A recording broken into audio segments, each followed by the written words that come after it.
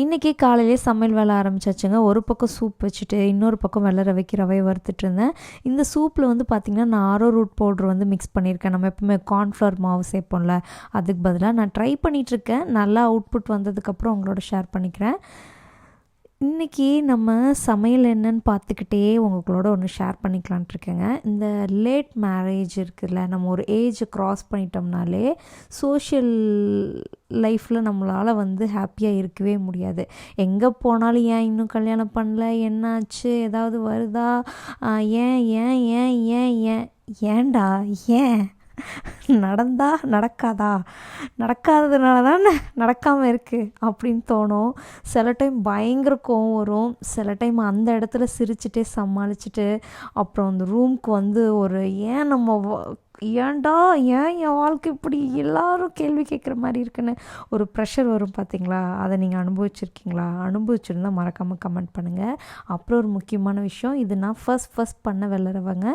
உண்மையிலே நல்லா வந்துருந்துச்சு. மார்னிங் எம்டி ஸ்டொமக்கில் இந்த சூப் பிடிச்சிக்கிட்டேன். அப்புறம் கொஞ்ச நேரம் கழித்து ரவை சாப்பிட்டேன். ஃபஸ்ட்டு வந்து சரி அம்மாவுக்கு ரவை போட்டு கொடுத்துடலாம் அப்படின்னு சொல்லி போட்டு கொடுத்தேன். உண்மையிலே ரவை நல்லா வந்துருந்துச்சுங்க. எனக்கு ரவை பண்ண வரும்னு எனக்கே இன்றைக்கி தான் தெரிஞ்சிச்சு. ரொம்ப சிம்பிள். ஃபர்ஸ்ட் டைம்ங்கிறதுனால ரெசிபி மாதிரி நான் எடுக்கல, ஏன்னா நானே ட்ரை பண்ணுறேன். உண்மையிலே நான் நிறைய டைம் பார்த்துருக்கேன், பட் செய்கிறதுக்கு பயம், கொஞ்சம் தப்பிட்டால் கூட டேஸ்ட் நல்லா இல்லாமல் போயிடும் அப்படின்னு சொல்லிட்டு.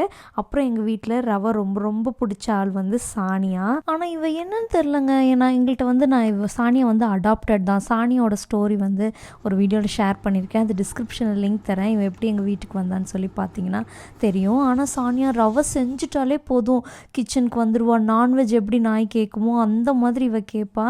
ஸோ சானியாவுக்கு ரொம்ப பிடிச்சது ரவை, அதுவும் என்னோட ரவை ரொம்ப பிடிச்சிருக்கா.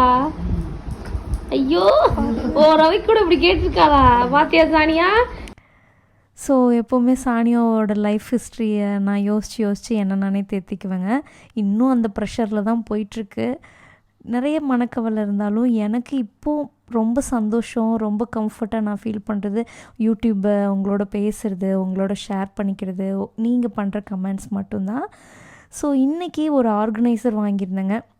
எப்போவுமே பார்த்திங்கன்னா இந்த லோன்லினஸ் அதை வந்து போக்குறதுக்கு ஏதாச்சும் ஒன்று பண்ணிக்கிட்டே இருக்கணும்ல, அப்படி ஒரு விஷயந்தான் இது. ரூம் வந்து ரொம்ப கச்சமுச்சனே இருந்துச்சு. என்னோடய திங்ஸ் எல்லாம் ஆர்கனைஸ்டாக வச்சுக்கணுன்னு ரொம்ப ஆசையாக இருந்துச்சு. ஏதாவது ஒன்று பண்ணி நம்ம மைண்டோட ப்ரெஷரை குறைக்கிறது, அப்படி இன்றைக்கி ஆரம்பிக்கிறது தான் இந்த ஜேர்னி. ஃபஸ்ட்டு அந்த இது வந்து ஃபிட்டிங்காகவே வந்துருச்சு, சின்ன ட்ரே. பெருசு வந்து ஃபிட் பண்ண முடியல, அப்புறம் என் தம்பி வந்து ஃபிட் பண்ணி கொடுத்தாங்க. ஒரு டிஃப்ரெண்ட்டான மாடலுங்க, அமேசானில் தான் பார்த்து வாங்கியிருந்தது. நல்லாவே கம்ஃபர்ட்டாக இருக்குது. இதோட லிங்க்கும் டிஸ்கிரிப்ஷனில் தரேன், உங்களுக்கு வேணும்னா செக் பண்ணி வாங்கிக்கோங்க. யூஸ் பண்ணுறதுக்கு ரொம்பவே கம்ஃபர்ட்டாக இருக்குது. முதல்ல நான் நல்லா யூஸ் பண்ணிவிட்டு எதுக்கெல்லாம் இது யூஸ் ஆகும்னு சொல்லி நல்லா பிளான் பண்ணிவிட்டு அதுக்கப்புறம் நான் உங்களோட ஷேர் பண்ணிக்கிறேன். இப்போ தான் நான் வந்து ஓகே ஆர்கனைஸ் பண்ண ஆரம்பிச்சிருக்கேன்.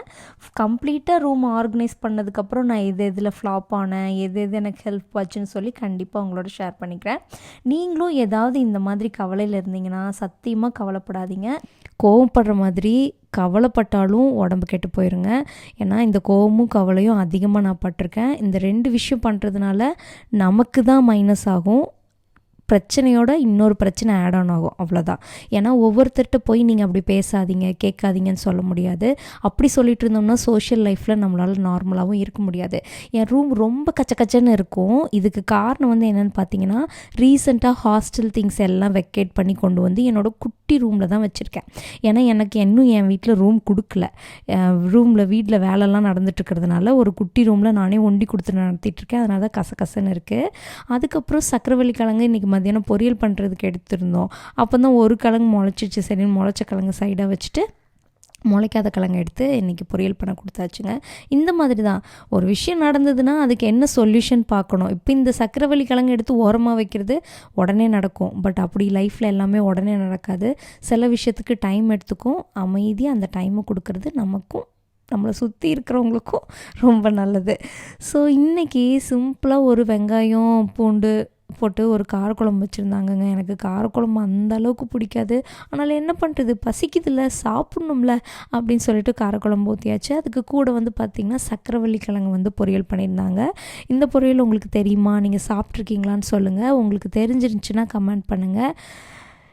அப்புறம் இன்றைக்கி நல்லா சாப்பிட்டுட்டு இன்றைக்கி வந்து கொரியன் வந்து ஒரு மூவி பார்த்தேங்க. டப் பண்ண மூவி தான் பார்த்தேன். யூடியூப்பில் தான் பார்த்துட்டு நல்லா இருந்துச்சு. பார்த்துட்டு அப்படியே என்ஜாய் பண்ணிவிட்டு எனக்கு ரொம்ப பிடிச்ச ப்ரௌனி சாப்பிட்டேன். இதெல்லாம் வந்து பார்த்திங்கன்னா எனக்கு ஒரு ஸ்ட்ரெஸ் பஸ்டராக இருக்கும். நீங்கள் அந்த மாதிரி என்ன பண்ணுவீங்கன்னு சொல்லுங்கள். அதே மாதிரி இன்றைக்கி டின்னருக்கு அதுவே வச்சுருந்தாங்க. போங்கடா என்னாலலாம் சாப்பாடு சாப்பிட முடியாது அப்படின்னு சொல்லிட்டு கொஞ்சமாக எனக்கு சேமியா பண்ணேன். என்ன ஆயிடுச்சு அப்படின்னா, இப்படி இந்த குவான்டிட்டியில் நான் பண்ணதில்லைங்கிறதுனால தண்ணி கொஞ்சம் சேமியாவில் வந்து அதிகமாக போயிடுச்சு. சேமியா வந்து பார்த்திங்கன்னா கொலன்னு ஆயிடுச்சு. இருந்தாலும் அட்ஜஸ்ட் பண்ணி சாப்பிட்டாச்சுங்க. என்ன தான் இருந்தாலும் லைஃப்பில் ஒன்று தான் நான் வந்து ரெக்வஸ்ட்டாக கேட்பேன். ஒருத்தங்களுக்கு மேரேஜ் ஆயிடுச்சு, குழந்த பிறக்குதா இல்லையா அப்படிங்கிற விஷயம்லாம் தானாக நடக்கும். அது அவங்கவுங்க லைஃப்பில் அவங்கவுங்க கமிட்மெண்ட். அதை போய் தினமும் கேள்வியாக ஒரு டைம் கேட்கலாம். பட் சும்மா கேட்டு யாரையும் ஹர்ட் பண்ணாமல் இருக்கிறது பெட்டர்னு நான் நினைக்கிறேன். நீங்கள் என்ன நினைக்கிறீங்க? மறக்காமல் கமெண்ட் பண்ணுங்கள். தேங்க்யூ ஃபார் வாட்சிங்.